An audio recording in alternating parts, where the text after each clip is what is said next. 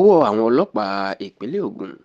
ó ti tẹ ọ̀kan pàtàkì lára àwọn gbajúmọ̀ alágbára ìpínlẹ̀ náà tó tún jẹ́ ọmọ ẹgbẹ́ òkùnkùn tó tí wọ́n ti pẹ́. Ìyẹn Adékúnlé Adébájọ, ẹni ọdún 34 years of age, tí ọ̀pọ̀lọpọ̀ èèyàn mọ̀ sí Kúnlé Pólì, tó sì jẹ́ pé pakopako ìlẹ̀ ọ̀dọ́mọkùnrin náà ló ń ṣẹ́jú láti mọ́lé àwọn ọlọ́pàá báyìí lẹ́yìn tí ọwọ́ ìṣìnkú wa tó tẹ̀ ẹ́. Bí wọ́n bá ń sọ ọ̀kan lára àwọn ọmọ ẹgbẹ́ òkùnkùn, pàápàá ẹgbẹ́ òkùnkùn ayé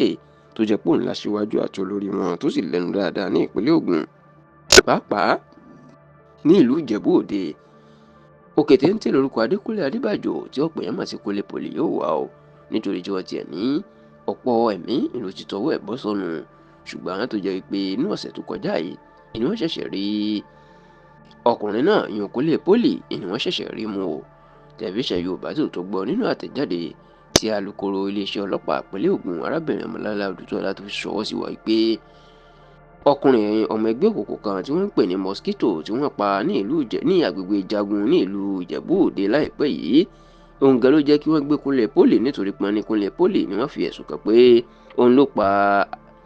Mosquito, tó sì jẹ́ pé látìgbà àtà ló ti pa Mosquito tó jẹ́ pẹ́jọ jẹ́ orogún nínú ẹgbẹ́ òkùnkùn tó wà ló ti ń sá kiri. Nínú àtẹ̀jáde tí Ọmọlọ́lá Odùtọ́lá fi síta, olọ́jọ́ àbámẹ́ta ní ọjọ́ Sátidé ọ̀sẹ̀ tó kọjá ni làwọn ọlọ́pàá kò gbèrègé ni wọ́n lọ ká Adékúnlé Adébájọ, ìyẹn Kúnlé Pólì, ni wọ́n lọ ká mọ́, tí wọ́n sì ti gbé tó ti wà látìmọ́lé àwọn ọlọ́pàá lásìkò tá à ń ṣàkójọpọ̀ ròyìn yìí. Bó tilẹ̀ jẹ́ pé